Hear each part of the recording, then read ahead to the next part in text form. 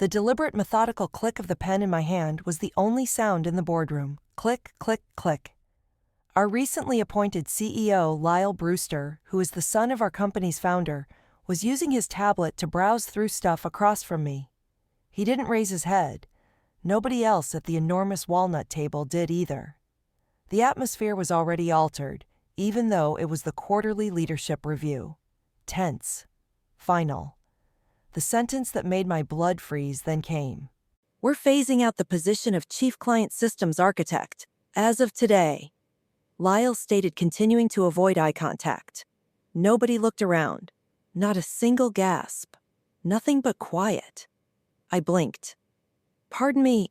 The corners of his mouth had already compressed into what I had come to refer to as his media smile when he looked up. "It's not personal, Diane," he said. "It's a calculated move. Automation, AI-powered CRMs, and smaller client pipelines are our future. Although valued, your role has devolved into legacy." Legacy. 17. Years later, after I contributed to the design of each client engagement system this business has ever employed.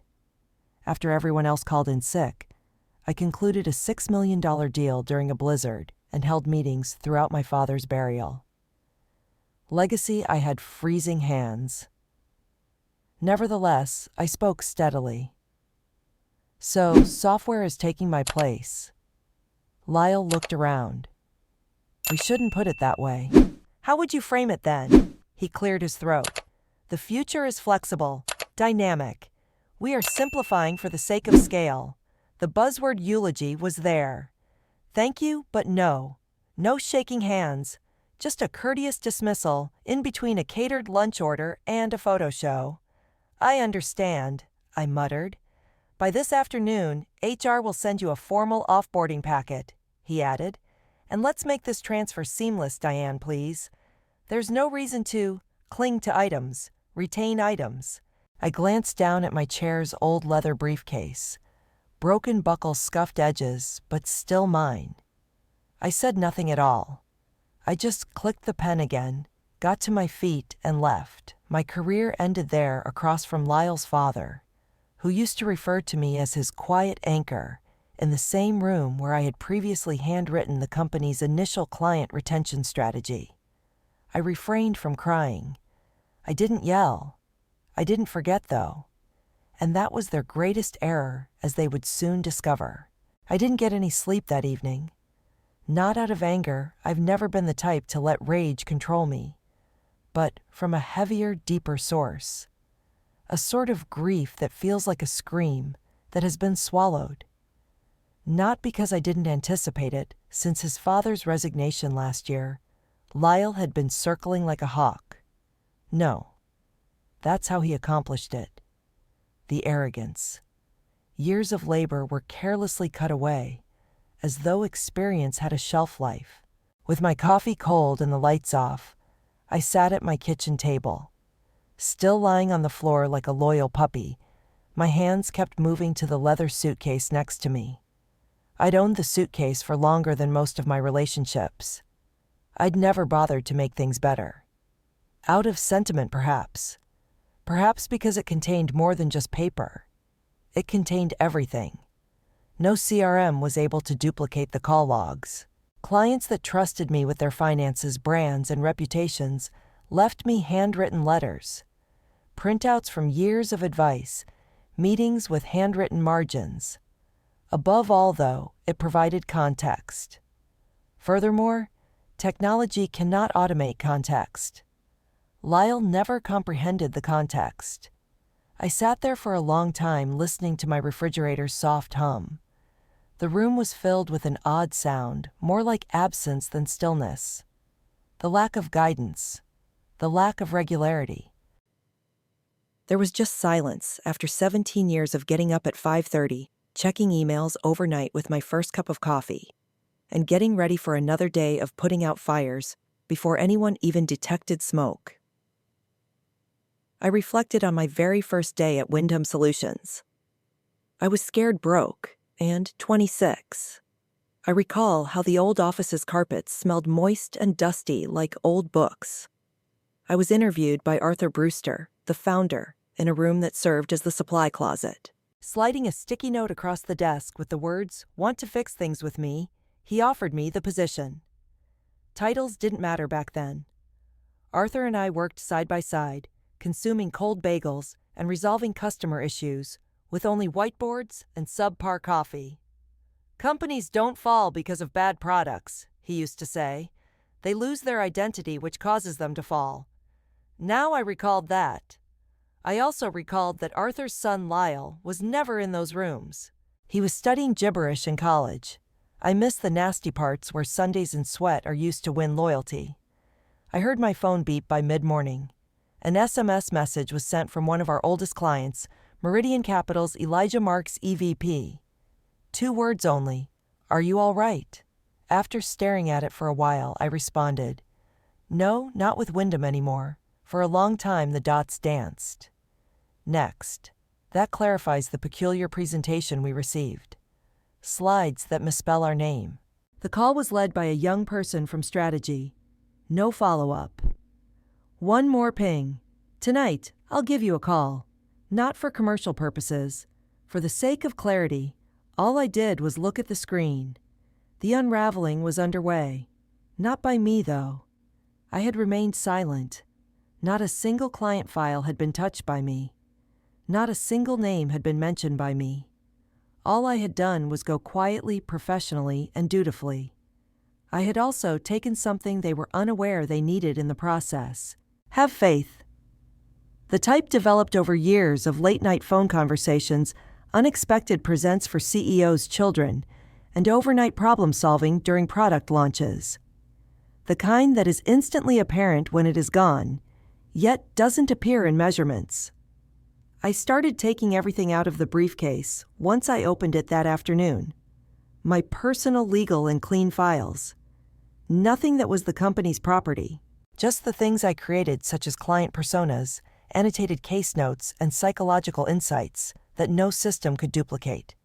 There was a narrative on every dog-eared page. Each handmade margin note kept a relationship. And I had this thought for the first time in 17 years. This is not fair to them. I got 6 more texts by the end of the week. 3 from customers, 2 from former coworkers. 1 is unnamed. They are all expressing the same idea in various ways. It's disintegrating. I didn't grin. I didn't applaud. However, a knot that had been residing in my chest and gradually coming loose relaxed. Not in retaliation, but without acknowledgement. At last, they were seeing the distinction between intuition and infrastructure, between real care and automation. Additionally, they were missing me, not because I had become necessary, but rather because I had appeared in all the little unseen ways that Lyle and his group were blind to. Arthur used to take us on off-site excursions to the lake, which I drove out to that weekend. The cabin remained now deserted. The dock partially sank. I opened the briefcase once again while sitting on the porch. It contained a letter that I had completely forgotten about, written by Arthur 5 years prior, following a particularly difficult quarter. Those who cared while no one was looking will be the reason this place endures another 5 years. You must have been one of them if you are reading this. Continue to construct, even if they cease to pay attention. Particularly at that time, I shut my eyes. I had no desire for vengeance. I desired to be held accountable. What about Lyle? The foundations were already crumbling, but he was unaware of it. But he would sense the change soon. Since I had no intention of returning to take my seat back, I was returning to redo the table. I had a strategy by Tuesday a.m., not a plot, not a fantasy of revenge, just a plan based on reality, which Lyle never bothered to cultivate. I was aware of which accounts would soon be shut off. Instead of using bullet points, I was able to determine which clients had been kept together by intuition. I was aware that it was more than just a leak, and knew where the damage would next occur. It was a river of pressure rising behind an ego dam. On my dining table, The briefcase was now open papers strewn about like a plan of a battlefield. Every paper identified a customer, and every client identified a pillar of Wyndham's standing. I saw it for what it was, even though the post-its and scrawled ideas could have appeared disorganized to others. It was the company's actual architecture. In an effort to restore rather than exact revenge, I started compiling a spreadsheet that included a matrix of all the accounts I had accessed their history red flags, and the person currently in charge of mismanaging them. I was observing a company's soul bleeding in real time, not just recording losses. On Wednesday, the first significant break occurred. Elijah gave another call. His voice was sharper than usual, and he was exhausted. He declared, "We're giving Wyndham 30 days. After that, we're cutting the power." 30, I inquired. "Out of regard for you," he answered. I heard what he meant, even though he didn't say it. "You were the reason we remained this long." I took out my old journal, which I used for long-term forecasting after the call. I began writing my own plans, something I hadn't dared to consider for years. A consultancy business. Compact, agile, and moral. One that didn't confuse leadership with hierarchy. I went so far as to call it North Beam Strategies. It seemed absurd. I had no clients, no office, and no money. But that was nothing compared to what I had. I was trusted. Trust that could change with me, because I had continuously shown up without ego, not because I had exploited others. Late-night emergencies, weekend direction, human memory, and sincere concern are the foundations of trust. That evening, one of the senior analysts still working at Wyndham, Miriam, called me out of the blue. Despite our lack of intimacy, she had always been perceptive and perceptive. She said, "I don't mean to put you in a weird spot. However, things are falling apart." "How awful?" I inquired. "It's bad enough that 2 directors are conducting private interviews somewhere else. Are they jumping from a burning ship or seeking employment?" She let out a breath. "To be honest, both." I waited. She remarked, "I know you're not coming back. However, would you speak with us, the people who care, who are still here? It seems as though a quotation generator wearing a suit is guiding us." I nearly laughed because I had said the same thing to myself a week prior, not because it was humorous. "I'll give it some thought," I replied. "Just do not yet remove our numbers." We ended the call. The call log caught my attention. I wasn't boasting. I was grieving, if anything. My second skin had been Wyndham. However, Lyle had removed the components that gave it life, and he was now learning that loyalty isn't always a result of a title. It simply presumes it. 6 clients had put their retainers on hold by Friday. Formal complaints regarding lack of continuity and eroded trust were made by 3. One submitted a handwritten note, which I knew was intentional, stating, "Diane is missed. The clarity is what we miss." I didn't make contact. I didn't have to. The harm was speaking for itself. The doorbell rang as I was in the middle of marking my transition notes. It was a courier carrying a packet from Wyndham's legal department, along with a non-disclosure agreement. There was an offer within. Return in the temporary role of lead consultant client systems, which has a provision regarding retraining legacy leaders for future fit integration. Ambiguous language and less authority. I chuckled. In order to keep me off the books as a liability, they wanted me to return and train the same individuals who had erased me. I scrawled one word across the contract using a red Sharpie. I returned it after scanning it. Arthur Brewster, who I hadn't spoken to in years, called me an hour later. The creator. The man who once gave me a life-altering sticky note. He said, "I heard what happened." He spoke more slowly now, but firmly. "I apologize. I never thought the business would turn out this way." I didn't answer.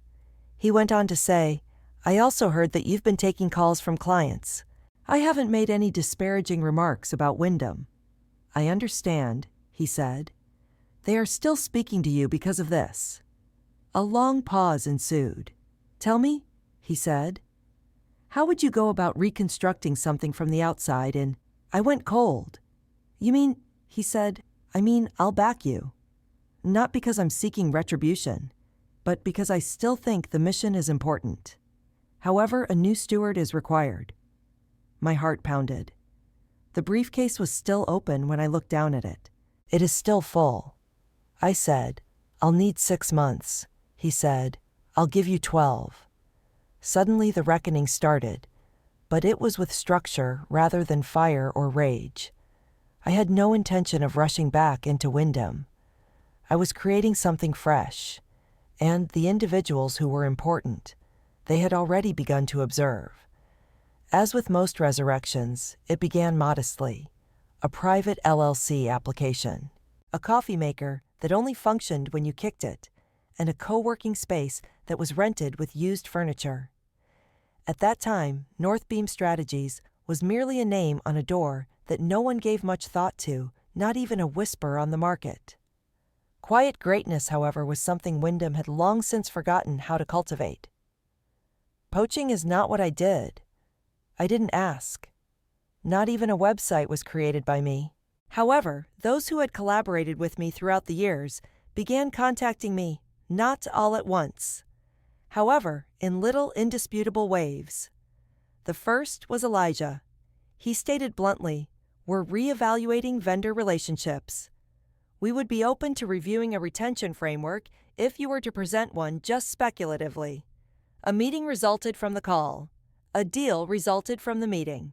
Meridian Capital, the very account Lyle had overlooked by giving it to a novice analyst who believed ROI was a soft drink, became Northbeam's first retainer a month later. Altura Health followed. Healy and Rhodes Legal follows. Former Wyndham customers gradually transferred their operations to the company Lyle had written off as being out of date. Not because I inquired. However, trust follows competence, like water follows gravity. I opened the leather briefcase and took out the relevant file each time a new contract arrived. Like lighting a candle, it had turned into a routine. I would go over previous notes, remind myself of their peculiarities and rhythms, and approach them as if we were resuming a conversation. And Wyndham faltered as my small business expanded. Those of my former coworkers who hadn't already deserted started sending me discreet updates via encrypted texts and park walks on the weekends. They weren't all spiteful, simply worn out. Miriam described the internal turmoil to me. Lack of steady leadership. Client success team's turnover. 3 different people referred to the most recent town hall as a TED Talk given by a haunted Roomba. However, the expected twist did not come from Wyndham's disintegration. Arthur was the twist. He gave me another call after Northbeam had been operating for 3 months. He said, "I want to show you something." He met me at a quiet diner outside of the city, the type that hasn't changed since the 1980s, complete with laminated menus and cracked leather booths. A manila envelope was slid across the table by him. There were documents within. Not simply outdated company mailings or private messages. However, Wyndham Solutions' original articles of incorporation. Arthur's will also included a codicil. Sipping his coffee, he remarked, "I never told Lyle, but he never received 15% of the voting shares. They have been trusted and are waiting." I gazed at him. What am I waiting for? For the individual who merited them. I had steady hands. My breath wasn't, though. "In a technical sense, they are now yours," he added. "The paperwork is sound, but I purposely kept it unclear. You've already fulfilled the requirements. You went out. You constructed. You took the lead." I reclined. "You're implying that I own stock in Wyndham." With a little smile, he said, "You're saying it." After pausing, he leaned closer. "You desire the ability to re-enter, not as a worker, as one who makes decisions." Maybe one day. I didn't respond. Not quite yet. But I changed in some way. I hadn't simply moved away. I had been moving in the direction of something I was unaware I already had. That evening, I returned to the office and opened the briefcase for the 100th time. I took out the folder titled Wyndham Legacy Clients. The ink was faded, and the tabs were worn. However, the initials were still visible to me. I never kept the phone numbers on my computer. The handwritten notes that contained the following information: Marla is the wife's name. If you are stressed, mention her. Loves jazz. Emails, quotations from Coltrane. Verify that. Use follow-up instead of circle back.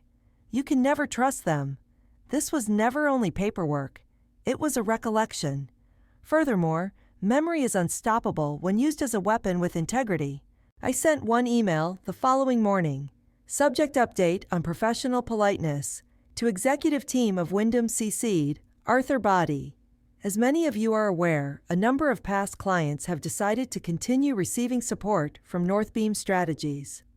This email is merely a marker and not a warning or solicitation. Our expansion is deliberate, and we strive to maintain the ideals that many of us used to share under your roof. Think of this as a politely drawn line. It is no longer incidental what you lose from this point on. It is selected. Diane, it wasn't noisy. It wasn't resentful. However, it was a blade, clean, razor-sharp, and soft. I received a call from Lyle 3 hours later. No hello. Don't apologize.